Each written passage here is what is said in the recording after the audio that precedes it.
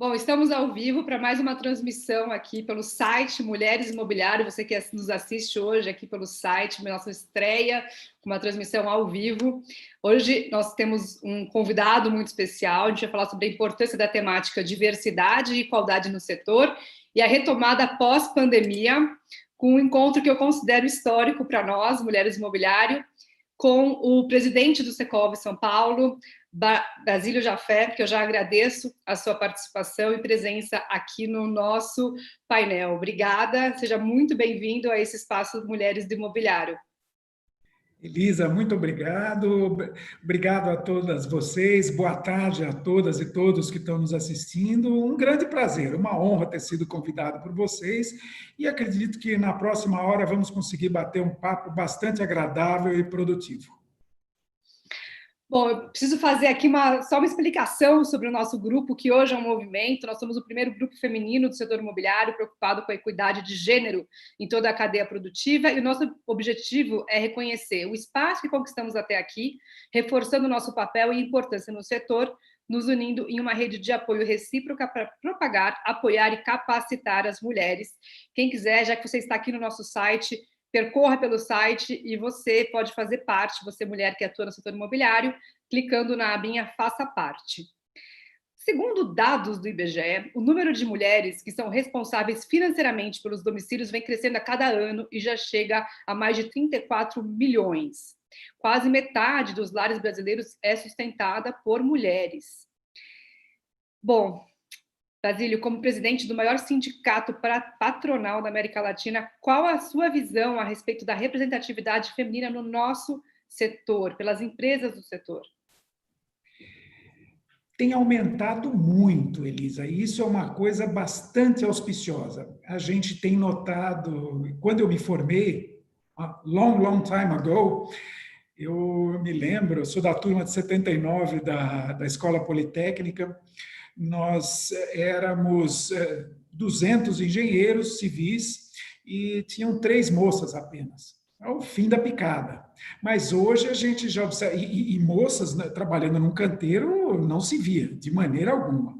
Hoje a coisa mudou muito, avançamos muito, a gente vê uma série de engenheiras trabalhando e colaboradoras também, trabalhando em diversas profissões, profissão de pedreiro, de marceneiro, a profissão é masculina, por isso que eu não estou colocando no feminino, tá? A profissão de marceneiro, de armador, o que quer que seja, a gente vê.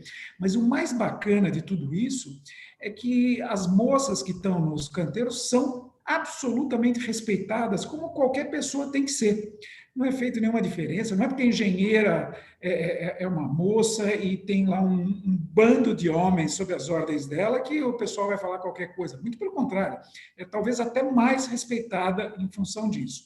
Então, acredito que isso seja uma grande medida de que a diferença de gênero não é mais algo importante. Hoje em dia não faz diferença você ter um chefe, um subordinado, homem ou mulher, é tudo igual, não é a primeira coisa que a gente vai pensar. Isso mudou muito. Vocês são jovens, mas há uma geração atrás não era assim, não era mesmo. Então, esse é um grande avanço no Brasil e não em muitos países, mas o Brasil se caracteriza por esse comportamento bastante moderno e atual.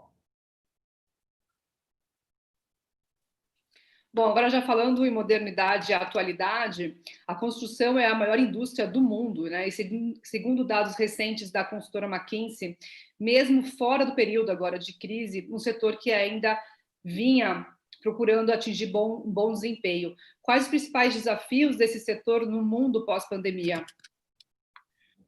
Bom, vocês querem que eu comece por que letra? O principal, na sua visão, o principal, assim, são vários desafios, mas qual é o principal que é o mais desafiador para as empresas? Porque a gente vê o mercado também buscando uma transformação digital muito profunda nesse momento. E, sem dúvida, a questão da inovação, da digitalização, é algo que o mercado tenta correr atrás aí ao longo dos séculos. Mas, na sua visão, qual que seria o principal fator que nosso setor hoje, olhando para o mercado brasileiro, tem que enfrentar nesse mundo pós-pandemia? Sim, brincadeiras à parte, nós temos um desafio bastante interessante. Eu queria, antes, contextualizar um pouquinho como o mercado imobiliário se comportou nos últimos anos. Acho que isso vale a pena. Na primeira década do século, tivemos aquele grande desenvolvimento, aconteceram os IPOs das grandes empresas, das grandes incorporadoras do nosso setor, e o mercado se desenvolveu, se profissionalizou. Antes eram apenas empresas familiares e passaram a ser empresas de grande porte, com dezenas de empreendimentos, e a estrutura delas mudou bastante. A seguir, a partir de viemos muito bem na primeira década, a partir de 2012, 2013, o cenário foi se modificando e entramos numa crise danada em 2014, em função de todo o problema que nós tivemos na economia. Todos se lembram disso. A economia se retraiu bastante, se contraiu bastante entre 2014 e 2017, e o setor imobiliário, o mercado imobiliário é muito dependente disso. Normalmente, nós estamos falando da maior compra que as famílias podem fazer durante a sua vida. E é uma compra muito pensada, de novo, principalmente no Brasil. Tem um dado interessante: a família brasileira compra, em média, 1,7 imóveis para moradia durante toda a sua vida. Ou seja, nós somos mega estáveis. Provavelmente os pais de vocês devam morar dezenas de anos no mesmo imóvel. Não é muito comum se ficar mudando muito. A gente vê, ao contrário, nos Estados Unidos, uma família americana se muda, em média, 7 vezes. Eles mudam de cidade, mudam de emprego, mudam de cidade, eles têm uma flexibilidade muito maior do que nós somos mais conservadores. Tudo isso para dizer que a família brasileira tem que ter muita segurança na hora de comprar e de saber que está comprando o produto certo e principalmente que ela pode pagar, porque nós somos ótimos pagadores. O Brasil se destaca. Os nossos índices de inadimplência, depois, se vocês quiserem, eu falo mais até sobre isso, mas os nossos índices de inadimplência são bastante baixos. E com isso, obviamente, todo mundo se retraiu. Nossas vendas caíram demais até 2017. 2018 começou uma tímida recuperação. E 2019 foi aquele ano em que aconteceram duas coisas maravilhosas. Primeiro, o ambiente econômico se desanuviou. Então, as pessoas se sentiram mais confortáveis. Pô, mas meu emprego vai continuar, eu vou ter meu desenvolvimento pessoal, nós vamos poder assumir aquela compra que nós estamos planejando há anos, vou sair da casa da sogra e vamos comprar. E essas compras, então, aconteceram, tivemos um ano incrível. Outro fator maravilhoso foi a queda brutal dos juros. Juros do crédito imobiliário caíram de maneira que a prestação inicial do mesmo financiamento, se você comprasse há 2 anos atrás ou hoje você paga 1/3 menos, que faz uma diferença enorme, obviamente. Então, esses dois fatores somados nos fizeram, como eu disse, um ano incrível e tínhamos expectativa de um ano maravilhoso agora também. Porém, esse ano maravilhoso durou mais ou menos até 20 de março, por aí. Aí veio a pandemia e, de novo, as famílias falaram, puxa vida, é a minha grande compra.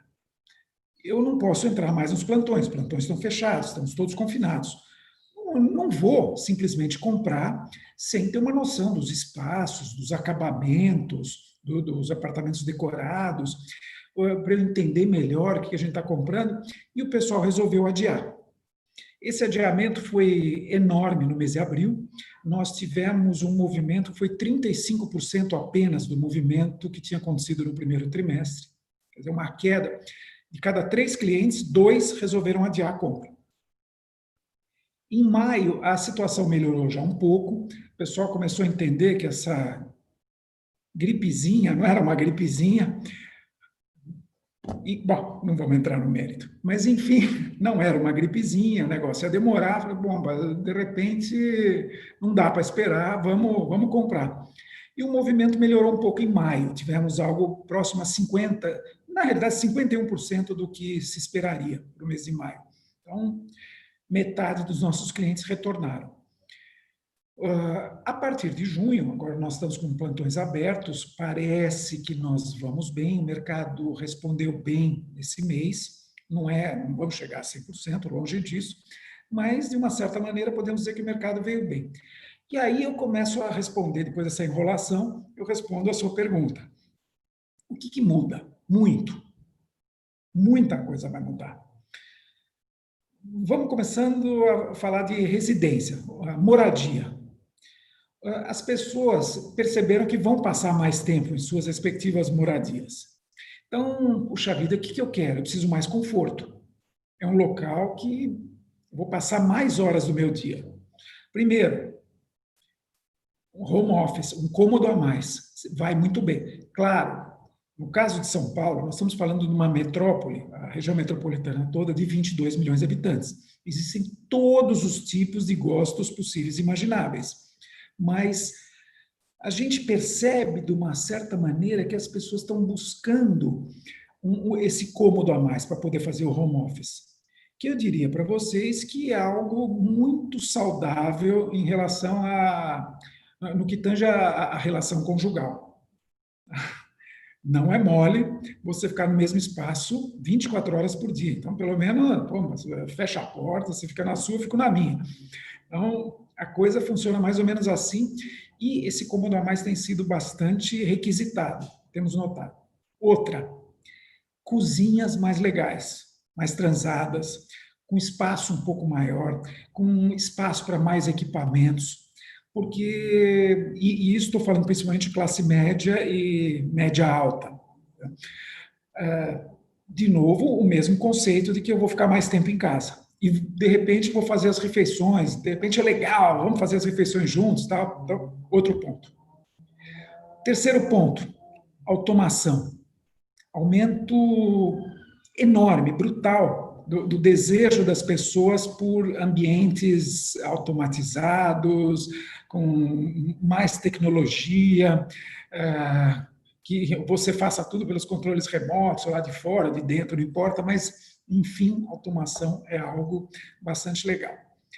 E isso no que tange aos residenciais, poderia falar mais, mas esses três são bastante, a gente percebe com muita nitidez, com muita precisão. Querem que eu fale um pouquinho também do ambiente de escritórios, ou vocês interrompemos um pouco para outra... Eu vou te interromper um pouquinho para trazer alguns dados aqui, essas colocações, porque a gente tem uma parceria com a BeHub, que é uma empresa de pesquisas, e que fez uma pesquisa exclusiva para mulheres do imobiliário. A gente vai lançar agora, quando a gente completa um ano do nosso movimento, mas, por ter você aqui conosco, a gente trouxe já um spoiler de alguns dados importantes para a gente falar, e faz todo sentido com a sua fala dessa resposta. Bom, contextualizando, né? A gente tem uma questão do isolamento que vai trazer um impacto na configuração da família, porque a gente, infelizmente, vê um número expressivo de casais pensando em se separar, cerca de 21% pensam em se separar após essa pandemia ou durante a pandemia. Isso vai gerar uma demanda, evidentemente, para o setor residencial, porque a gente vai ter aí mulheres e homens buscando soluções para essa nova configuração familiar. Então, isso já é um dado que adiciona a tua fala. Tem uma outra questão também, que é a nossa pesquisa chamada Busca pelo Imóvel, uma questão de gênero. A gente mostra que a mulher, ela toma uma decisão pela sua compra do imóvel mais isoladamente do que a do homem. Então, a mulher tem uma decisão mais assertiva. E isso, quando a gente fala do lead, né, da jornada de compra, é uma jornada onde a configuração da estrutura de compra e venda ela vai mudar. Porque para a mulher comprar, ela precisa ir menos vezes no estande de vendas. Então, essa frequência do estande de vendas, na hora que você olha para a mulher como compradora, que acho que também é um olhar um pouco, né, a gente precisa começar a incentivar esse olhar para o mercado, esse lead ele vai ficando mais barato, porque você precisa gastar menos com uma mulher que tem uma decisão mais assertiva. Então, eu acho que são dados complementares que a gente vai agora, nesse nosso mundo pós-pandemia, poder também investir de uma forma diversificada, mas também assertiva para esse público que hoje representa 30% do poder aquisitivo. Né? A mulher hoje ela representa 1/3 também da aquisição de quem decide pela compra com o seu próprio bolso. 30% já é um número considerável para esse setor. Então, são dados que a gente vai trazer com a nossa pesquisa, é uma base de dados de quase 2 mil, uma base de dados com 2 mil nomes, metade em termos de mulheres e homens, nos principais regiões de São Paulo, BH e Porto Alegre. A gente vai divulgar essa pesquisa e poder também depois chamar de novo para uma conversa com base nesses dados. Do ponto de vista agora dos comerciais, que você ia comentar, acho que a gente tem... Posso comentar antes a tua Claro. pesquisa? Tem um dado bastante interessante, até folclórico, no nosso setor, que vai muito na linha do que você acabou de comentar. Você sabe que num plantão de vendas os corretores estão lá, existe uma fila de corretores. Cada um tem um número e a pessoa que chega é a que o corretor que está na frente vai atender. Mas quando aparece só um homem com crianças, o pessoal meio que se esconde. Ninguém quer atender. Quando aparece uma mulher com crianças, uma moça com crianças, exatamente o contrário. Os caras brigam. Não, minha vez, minha vez. Lógico que está organizado, modo de dizer, mas às vezes, quando dá, eles tentam atravessar, porque sabem que a chance de compra, quando vai a esposa ou ela que vive sozinha com as crianças, a chance é maior do que quando vão os rapazes. É incrível. Super comprova o que você falou.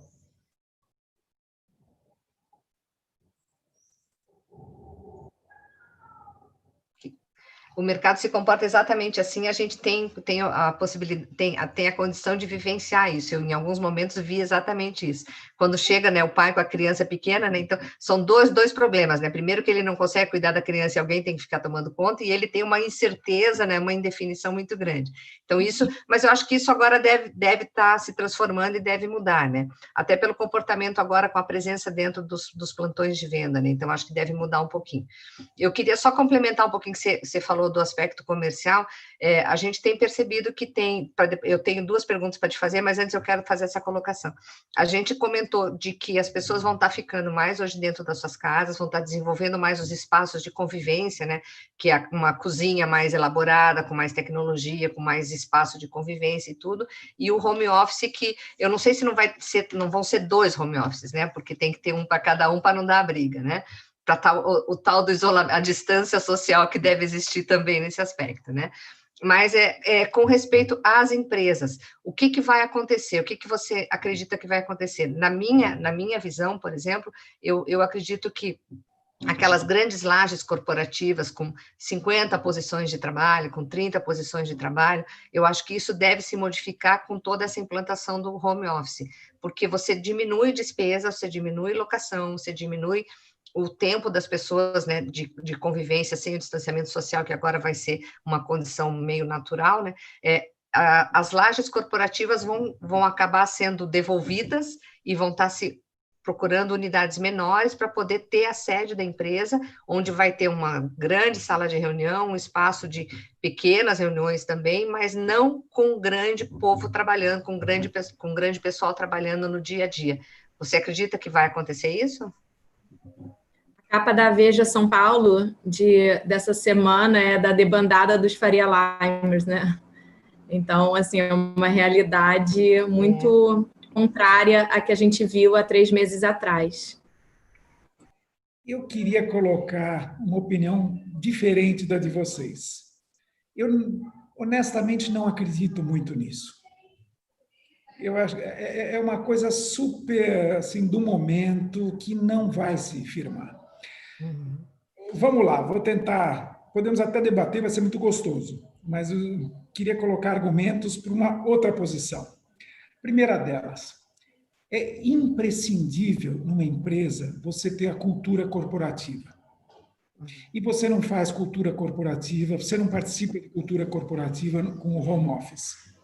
Home office é legal, você ficar uma vez por semana, 2 vezes por semana, ou quando você vai viajar, ou quando você quer passar uns dias a mais na sua casa de veraneio, seja onde for. Funciona? Funciona. Mas para você ficar quase que permanentemente indo para o escritório só para reuniões... Não, é impossível. Mas eu acredito que vai acontecer turnos de trabalho, né? Eu acho que as pessoas vão trabalhar com turnos e são setores que vão trabalhar em teste. Então, você fica em casa 2 dias, a outra equipe vai estar trabalhando, mas nunca mais vai estar o grupo todo trabalhando. Eu acho que essa função de estar todo mundo junto, acho que isso não vai acontecer realmente. Não consigo concordar. É? Tenho uma opinião bem diferente. Eu acho que vai continuar assim, passado o auge da pandemia, as pessoas precisam. Tem essa questão corporativa, tem a segunda questão, que eu não tinha chegado a falar ainda, ia mencionar, que é a questão do conhecimento, do networking, que é absolutamente essencial. Você ficando em casa, você perde pontos em relação ao fulano que trabalhava na mesa ao lado da sua, que continua indo. Não dá. Você deixa de conhecer, se você deixa de ir a eventos e faz só videoconferência, as videoconferências são ótimas, foram uma sacada monumental. Em vez de viajar para a terra da Renata, para o Rio, que tinha que ir uma vez por semana, agora a gente faz assim. Mas de vez em quando precisa ir, precisa apertar a mão, precisa olhar olho no olho, precisa ter aquela conversa de pé de ouvido. Vamos lá tomar um cafezinho, que eu quero te explicar algumas coisas. Sabe, isso, a videoconferência... Elisa. Eu vou acrescentar aqui para a tua visão, mas porque eu sou mãe de criança pequena e eu não vejo a hora de poder voltar à dinâmica. Então, assim, tem essa vontade de voltar. A Rê tá rindo, mas assim, eu vim até aqui para o meu escritório, porque está todo mundo trabalhando em home office, mas eu escrevo agora para o Imob Report também, e eu falo sobre isso. Nós, mães, precisamos dos escritórios. Os escritórios voltem, a gente está desesperado. Então, mas continuando. Desde que tenha um lugar para escola ou creche para as crianças, né? Aliás, bom, enfim. Mas, então, você precisa ter o networking, você precisa participar de eventos, você precisa participar de um monte de coisa, e você precisa desenvolver a empresa. Nós, hoje, dificilmente estamos num modo de autodesenvolvimento, nós estamos num modo de preservação. A videoconferência, o home office funciona para preservação, para a gente poder, putz, grila, estou perdendo só X% da empresa, vamos segurar as pontas aqui, ali e tal, mas para fazer aquele desenvolvimento, aquele afã, pô, vamos participar aumentar o PIB do Brasil, estamos muito longe disso, e para isso precisa do escritório. A gente está vivendo em modo de segurança, né? Boa, adorei. Boa, Lia, gostei. Olha, se você tiver direitos autorais, vou usar essa. Pode usar. Modo de segurança. E tem também um outro ponto bastante importante. Os tais 50 postos de trabalho, que você citou há pouco, Lia, não vão mais poder existir, concordo com você. Vão virar 20 ou 10 Sim. no distanciamento. Em função disso, as empresas vão ter que rearranjar todos os seus espaços.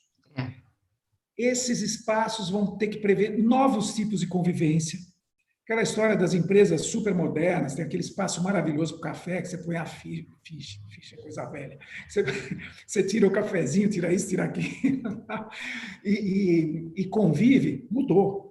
Os 50 postos, imagina aquelas empresas de telemarketing com 500 pessoas trabalhando no mesmo espaço, respirando o mesmo ar-condicionado, um olhando para a cara do outro, tendo um aqui, outro aqui, outro aqui. Isso tudo tem que mudar. Vai mudar. Uhum. Essas moças em casa é complicado.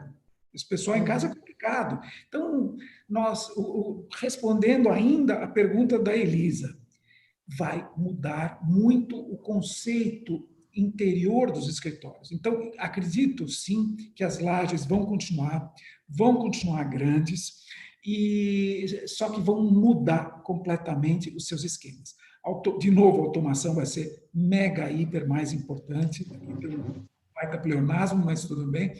E a gente ainda está descobrindo como vai ser. Se alguém falar que sabe, eu duvido, porque ninguém sabe. É uma situação completamente nova. Nós estamos há 3 meses vivendo essa situação, sendo que o primeiro ou os 2 primeiros meses a gente achou que fosse algo transitório, de poucas semanas. Agora que nós estamos vendo que a coisa veio para ficar. Então, a gente vai ter que se replanejar. Mas as lajes serão necessárias. Talvez a empresa que alugava 10 mil metros possa se virar com 9 ou com 8. Mas não vai ser menos do que isso. Talvez elas não diminuam as lajes, e sim o número de pessoas que vão estar operando simultaneamente, né? Então, como você tem que aumentar as distâncias, você tem... Deixa eu trazer um dado aqui, que eu participei de um painel sobre esse mercado corporativo com o Thiago Alves, CEO da Regus, e a gente discutiu um pouco essa visão que eu trouxe, de que essa é a ideia de empresa que tem um headquarter, onde toda a empresa está centralizada. Agora, a gente debateu muito que vai ser o momento dos squads, né? Então, as empresas elas vão ter células localizadas talvez em bairros e distritos diferentes. E aí, já pegando o gancho para esse tal êxodo urbano que a gente vê, a própria XP trazendo talvez uma tendência que a gente debate se é tendência ou não de voltar para a periferia, voltar para os subúrbios, voltar um pouco para as bordas da cidade, saindo desse centro, dessa densidade centralizada. Na sua opinião, Basílio, como que você enxerga essa relação, né, do centro para as periferias?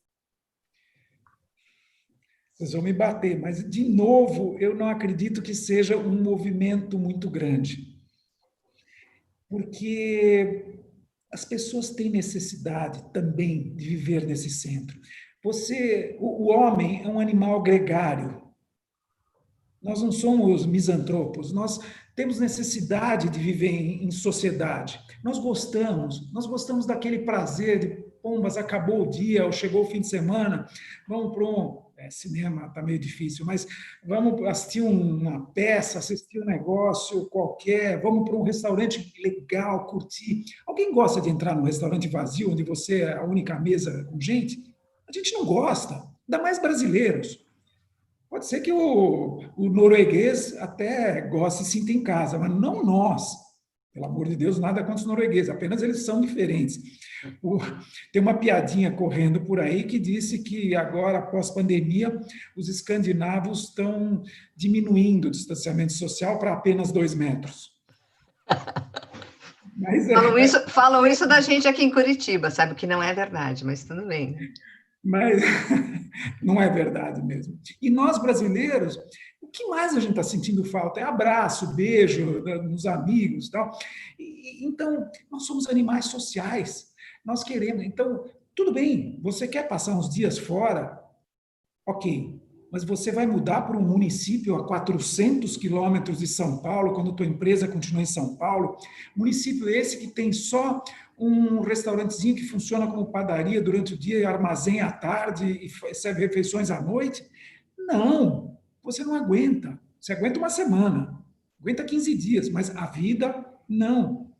A gente sente falta disso. Então, eu acredito que E depois, as oportunidades e aquilo... Vamos lá, vai.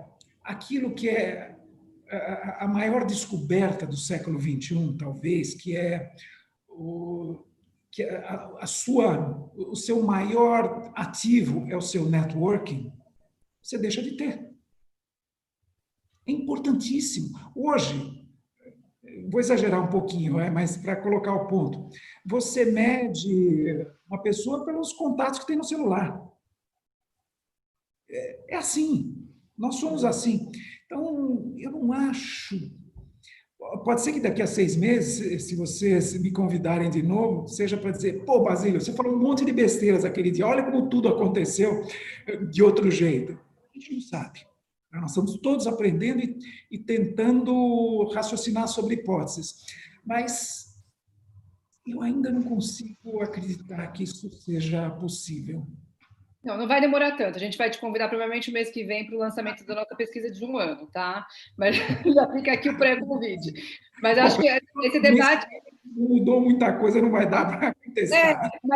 Mas acho que é importante o debate, porque a gente tem tanta discussão sobre o que é esse tal novo normal, ao passo de que achar que a gente vai entrar numa realidade nunca antes vista. E a gente tem que também entender que existe um processo evolutivo, e a Renata, que é a nossa filósofa aqui do grupo, que é um processo evolutivo que não tem uma disrupção tão grande em tão pouco tempo. Né? Mas vamos lá, vamos continuar com o que a gente preparou aqui para o nosso debate de hoje, o que está muito boa essa conversa, tem várias pessoas interagindo aqui no chat da nossa live, depois eu trago perguntas para a conversa. Então, agora eu vou sair um pouquinho dessa coisa do social e vamos entrar no mercado, né, na continha do mês a mês, né? A gente tem, assim, as métricas do setor imobiliário, elas ainda estão sendo direcionadas sempre para vendas e pelo valor de metro quadrado, pelo volume de vendas e para o valor de metro quadrado.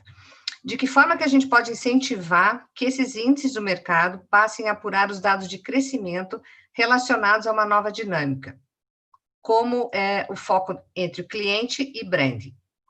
Investimento em tecnologia, recursos humanos, internacionalização, sustentabilidade. O que você acha que pode acontecer agora com essa mudança toda e com esse novo normal que a gente está tendo? Bom, vamos lá. Eu não sei se eu vou responder o que você perguntou, senão a gente vai tentando.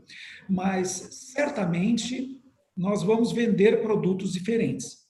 Sempre lembrando que o mercado imobiliário é um mercado de longo prazo. Então, hoje, nós vendemos produtos que foram concebidos há 1 ou 2 anos atrás.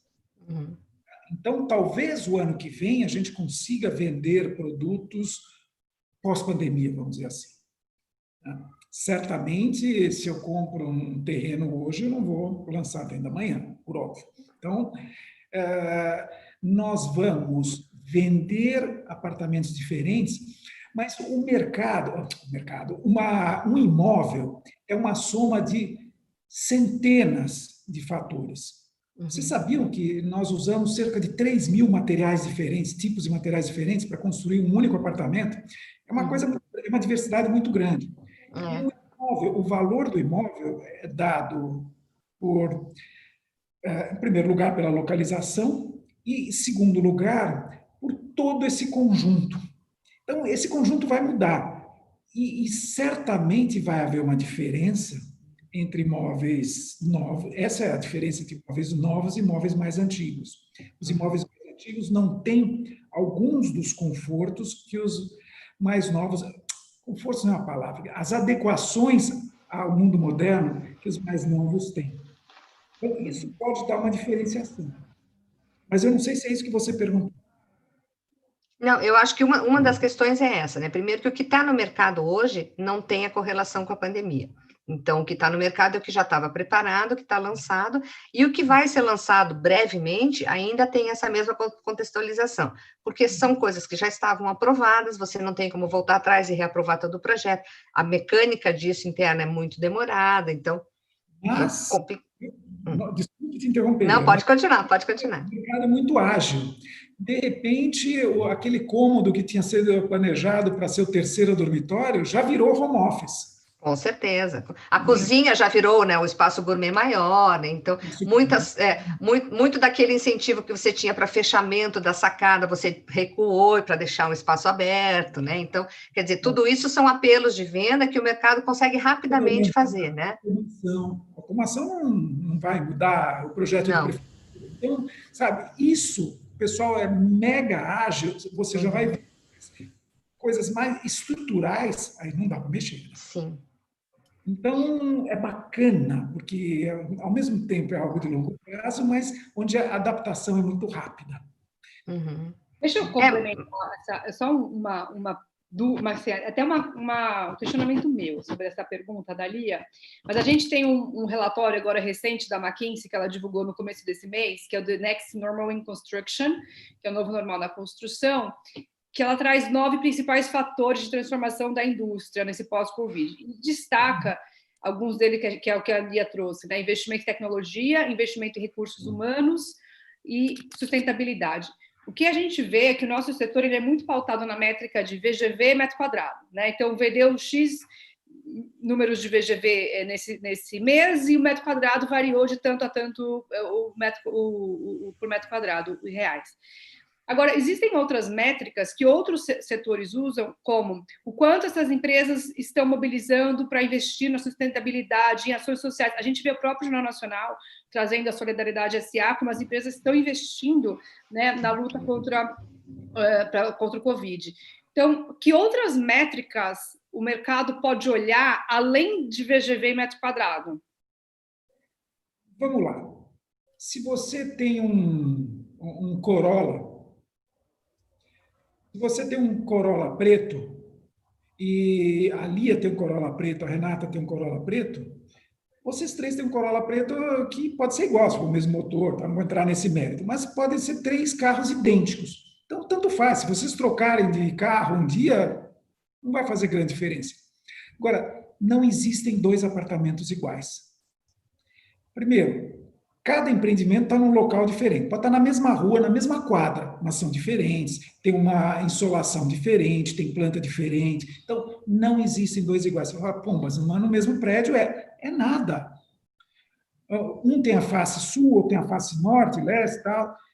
Ah, mas e a mesma aprumada? Também não. Pode ser que você prefira o 7º andar, eu prefiro o 3º, e assim vai. Ou seja, não dá, é impossível ter 2 apartamentos iguais.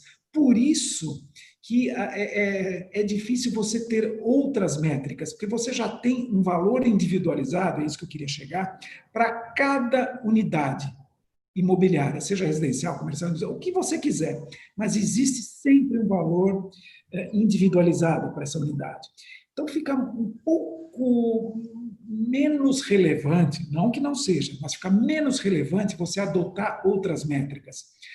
Se, puxa vida, eu tenho um imóvel na Jaú, construído na Alameda Jaú, aqui em São Paulo, construído por uma construtora que só compra madeira certificada, que tem classificação LEED, Platinum, que é a máxima possível de sustentabilidade. E na Itu, que é uma quadra para baixo, você tem um apartamento muito semelhante e de repente, essa outra consultora não está nem aí para sustentabilidade, e os 2 apartamentos estão com preços muito semelhantes, será que ainda assim, estou fazendo a pergunta, não sei se eu sei a resposta, mas será que isso ainda assim é relevante para você definir pelo da Jaú, que é politicamente mais legal, mais correto, mais moderno? Ou será que é mais importante um aspecto qualquer? Puxa vida, o da Itu tem a farmácia na esquina, minha mãe é idosa, fica mais fácil para eu ir até lá, embora sejam 2 apartamentos iguais. Tá? Então, não é tão significativo a utilização de outras métricas.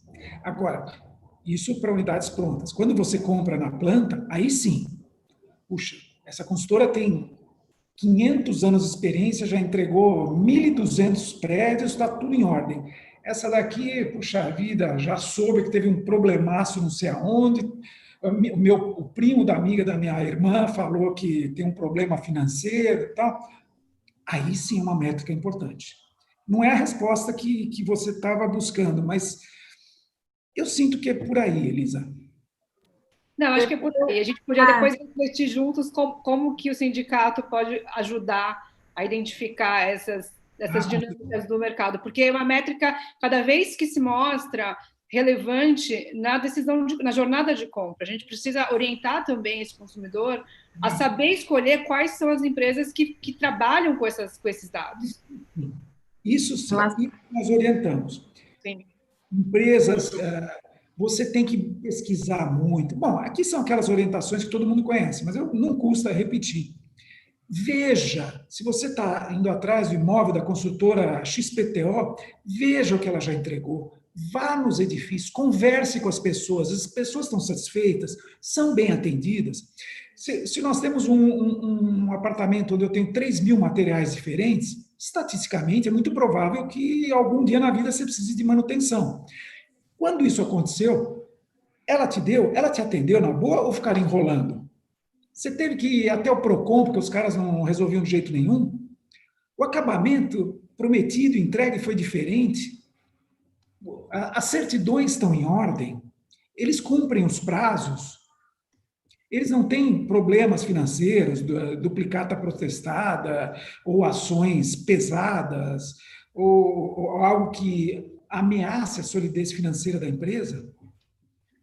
Eles estão...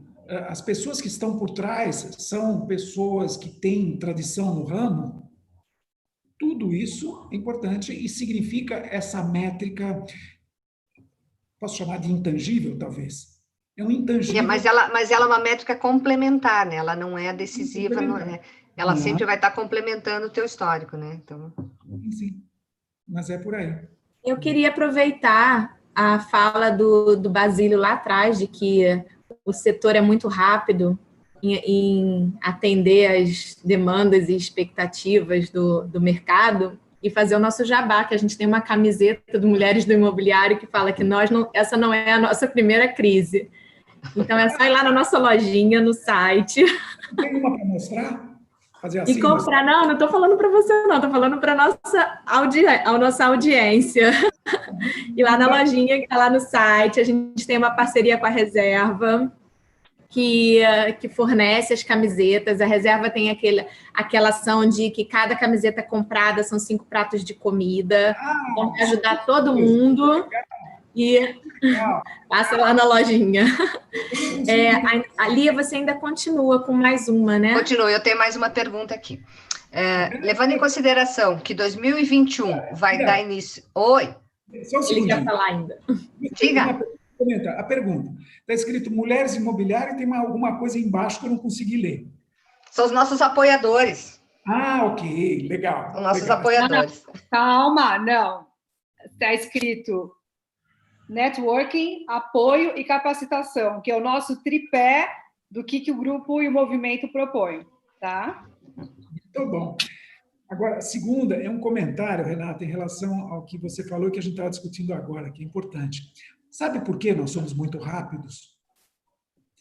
Porque nós somos muitos. Quem fez faculdade de administração ou de economia, alguma coisa ligada a isso, lembra da tal história de monopólio, oligopólio e concorrência perfeita? Nós estamos próximos à concorrência perfeita, porque só aqui na região metropolitana de São Paulo são mais ou menos 400 incorporadoras atuando. Então, se eu não for rápido, se eu não sacar o que a Lia quer, o meu concorrente vai sacar e vai vender para a Lia, e eu vou dançar. Então, eu tenho que ser rápido, eu tenho que ser ágil, eu tenho que ter uma capacidade de adaptação fenomenal para sobreviver nesse mercado mega complexo. Mas é só isso. Mas diga, Lia, desculpa eu te interromper. Então, vamos lá. A minha segunda pergunta. Levando em consideração que 2021 dá início a uma nova década e que a tecnologia vai estar presente, a gente já está vendo isso, né? Qual que é o principal desafio do setor em relação à transformação digital? É a automação, a integração do apartamento. O apartamento é muito... da unidade imobiliária no 5G, que é a internet das coisas. Vai ter que estar totalmente integrado. O seu filho, provavelmente, quando ele tiver um pouquinho mais de idade, vai querer nem saber, ele vai querer pegar o celular dele e falar, puxa vida, deixa eu ver aqui o que tem na geladeira. Puxa, ele está lá, está no escritório dele, sabe Deus onde, ou no clube, onde quer que seja, mas ele fala, poxa, na geladeira, caramba, está faltando a carne que eu gosto. Ele quer digitar alguma coisa e mandar que a carne esteja lá quando ele chegar. Isso vale para 1000 outras coisas.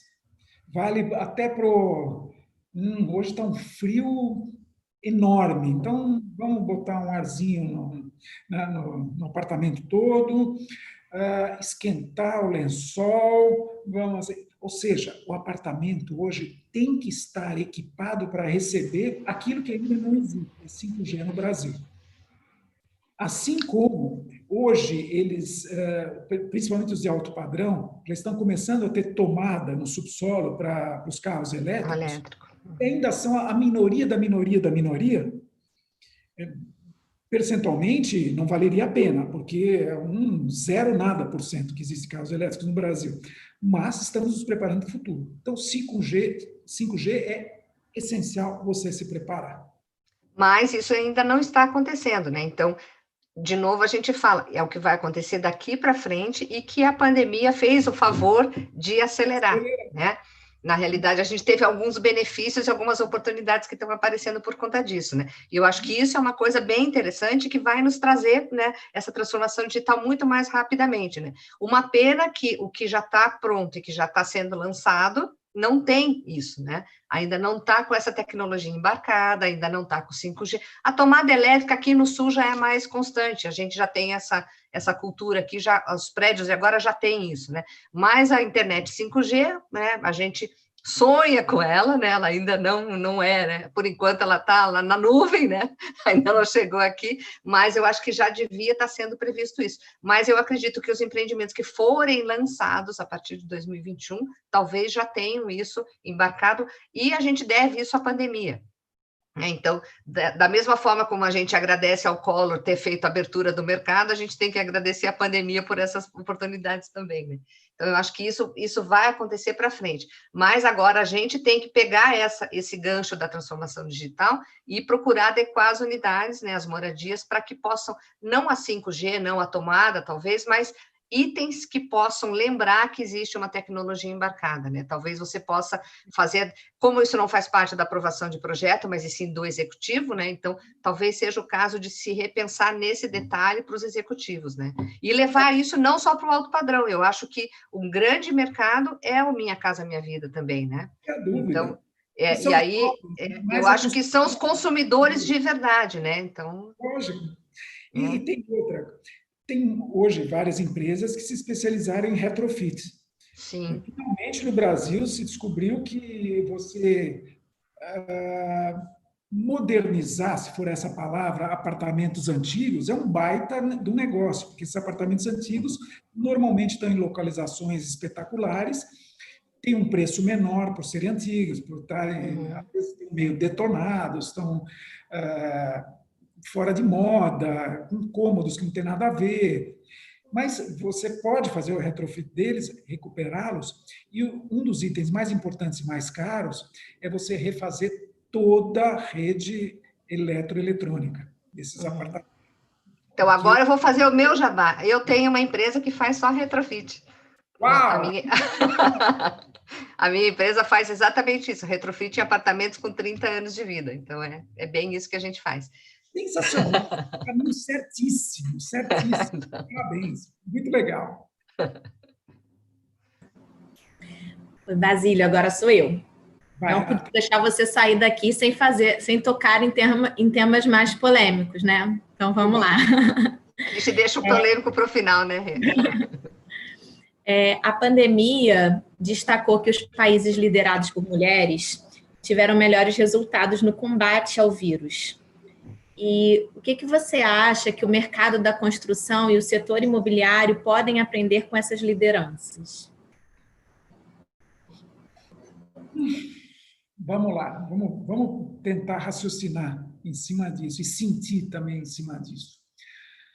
A primeira-ministra da Nova Zelândia talvez seja um grande exemplo, assim como a Bachelet na ONU, assim como a Merkel liderando a União Europeia, tem tido comportamentos maravilhosos e eu não vou entrar em temas políticos, tá? Por óbvio, mas não existe nenhuma delas tem uma liderança populista. Isso é muito bacana de ver. Elas têm a democracia introjetada e com um respeito, eu não gosto de diferenciar gênero, mas um respeito por direitos humanos, pela condição humana maior, uma sensibilidade sobre esse aspecto maior. E eu acho que tudo axologia, hein? E eu acho que isso leva a elas terem uma compreensão maior e um pouco mais holística do problema do que nós, homens, que estamos acostumados com 4 mais 4 igual a 8, e a estatística diz que se eu fizer X% de não sei o que lá, a consequência vai ser Y, sabe? A visão talvez seja um pouco diferente. E isso produz exemplos espetaculares na história. Tá? E não é só na pandemia. Você vê uma mulher no século XIX foi responsável pela modernização do mundo. A Queen Victoria colocou o mundo ela possibilitou o mundo contemporâneo. Se você quiser ir lá para trás, tem uma outra que eu admiro profundamente também, Bom, várias. Tem a Elizabeth I também, que mudou, colocou a Inglaterra no mapa. A Inglaterra era um paizinho sem importância nenhuma. Após o reino dela, a Inglaterra virou uma das maiores potências do mundo, começou aquele jogo de derrotar a Espanha, bom, enfim. Se você quiser ir mais para trás, você pega alguém como Eleonor de Aquitânia, finalzinho do século XII, segunda metade do século XII, foi casada com o rei de França, com o rei da Inglaterra, que não era nem França nem Inglaterra, era uma série de condados, ducados, principados, etc. Mas ela também mudou o mapa da Idade Média, daquela época na Europa. Então, você vê que quando essas mulheres se destacam, elas têm um papel enorme, enorme. E eu acho que a diferença é essa maior capacidade de compreensão da natureza humana. Gostei dessa resposta. Então, e isso me deixa um gancho para perguntar, para a última pergunta, que é: como é que a gente consegue promover a equidade dentro das empresas do setor? Trazer mais mulheres para o destaque, dar mais voz, mais palco, mais presença para mulheres dentro do setor da construção civil, para a gente promover a evolução do setor. Vamos lá.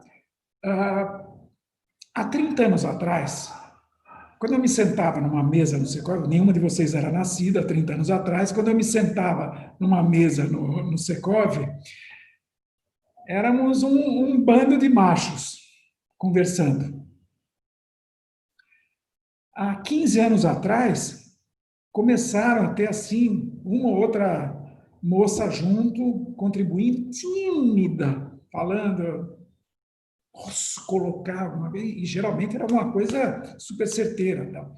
Hoje, principalmente entre os jovens, e estou dando o Secov, podia ser qualquer coisa, o exemplo, mas o Secov, para ficar claro, nós ainda temos uma preponderância masculina, mas entre os jovens, a gente percebe que o número de mulheres aumentou tremendamente, mas mais importante que isso, eu queria repetir aquela frase com a qual eu iniciei. Não faz diferença se o meu interlocutor é homem ou mulher. Zero diferença. Então, eu acho que esse o grande ganho que a gente tem, porque o quê? Se você pensar em 150 anos atrás, em 120 anos atrás, a opinião de uma mulher não era levada em conta. Simplesmente mandava-se calar a boca. Isso hoje não. Hoje não faz diferença. Quando você vê, às vezes, alguém que você não consegue distinguir o gênero falando, faz diferença. Eu digo num escrito, um artigo, às vezes você tem só uma inicial e um sobrenome. Não faz diferença. Você não busca mais saber se é homem ou mulher. Isso é um comportamento bastante interessante. E isso, acredito que a gente... Não, o homem tem uma série de preconceitos. Nós sempre tivemos preconceitos. Tivemos preconceitos de religião, preconceitos de etnia, porque etnia não é raça. Tivemos preconceito de gênero.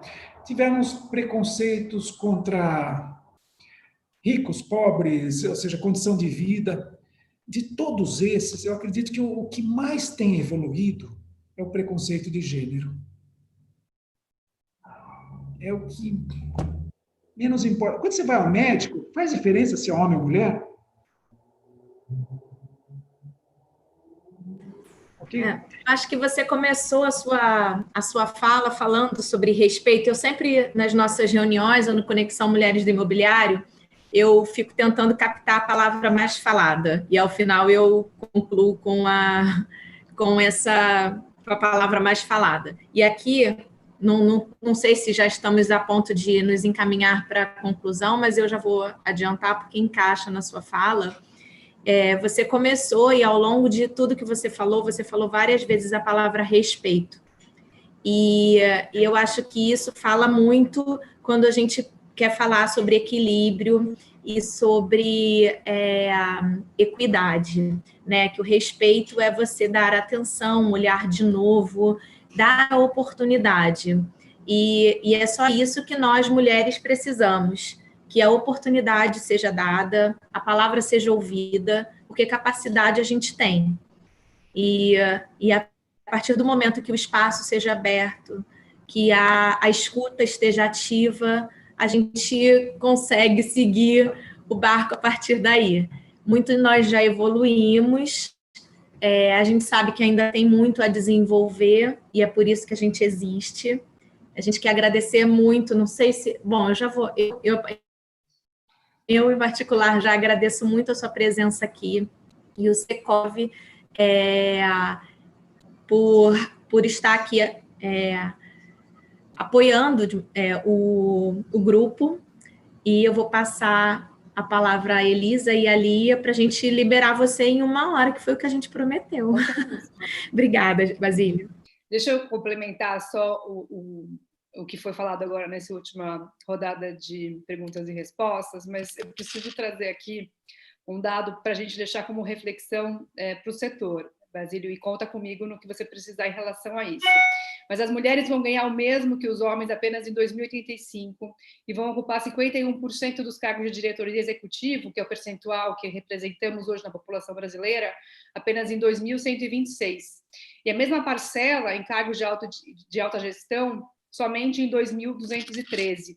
Quer dizer, nem eu, nem meus filhos, nem meus netos, talvez meus trinetos possam enxergar, trinetas no caso, né, essa equidade e sentir isso se a gente não tiver ações afirmativas no setor. Então, o nosso movimento é uma ação afirmativa que busca trazer essa questão junto às empresas e instituições como o Secov, para que a gente possa olhar para essa temática e como a Renata colocou muito bem, né? Como trazer o respeito para isso, porque sem uma ação afirmativa e um trabalho como a gente está fazendo aqui, dando as mãos virtualmente, a gente não vai atingir, superar esses dados, não vamos estar aqui para isso. Então, o que a gente quer, e eu falei isso do dia do D0 que eu fundei o grupo, que eu falei para elas, o meu desejo é que 10 anos não precisa existir esse movimento.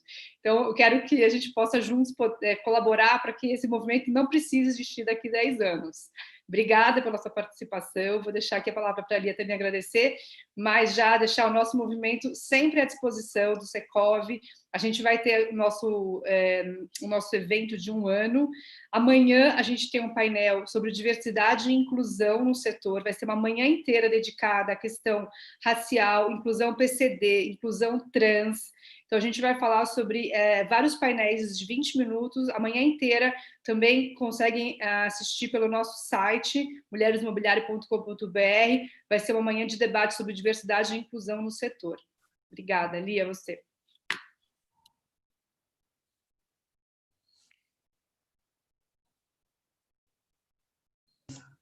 Eu sempre esqueço de ligar.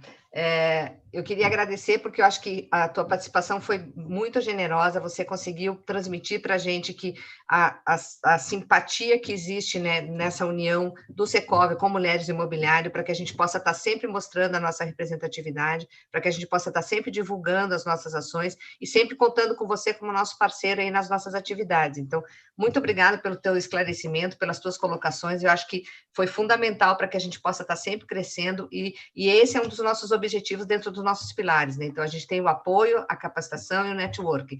E o que a gente está fazendo aqui é exatamente essa interação. Então, super obrigado, espero poder contar com você em outras oportunidades. E quem sabe, né, numa outra vez, a gente possa estar presencialmente, todo mundo reunido aí, né? Então... Isso mesmo, eu que agradeço essa oportunidade de estar com vocês, conhecer esse movimento de vocês, que é essencial. E adorei o papo, vamos certamente dar continuidade. E quero falar 2 coisas. Primeiro, é inadmissível, eu estou chocado, eu estou sentado, senão eu teria caído da cadeira, quando você falou que só em 2037, Elisa, que vai ter equidade de salários. Isso é inadmissível. Na minha empresa, se um dia houver diferença, porque é homem ou mulher, eu nem digo o que eu faço, ou na empresa de todo mundo que eu conheço, porque não existe isso. Caramba, em pleno século XXI, isso é inadmissível, não dá para entender, não dá para aceitar, e concordo com vocês. Nossa, fim do mundo mesmo. Segundo ponto, vamos sim dar continuidade, terei o máximo prazer. Quem sabe a gente possa promover um evento de vocês lá no Secov, quando isso for possível novamente, a gente faça um evento lá, traz todo mundo que está no mercado imobiliário e montamos alguma coisa bacana para fazer essa integração que é super necessária e a gente precisa certamente estar atento a isso. Então, adorei, gente. Muito obrigado pelo convite. Nós é que agradecemos.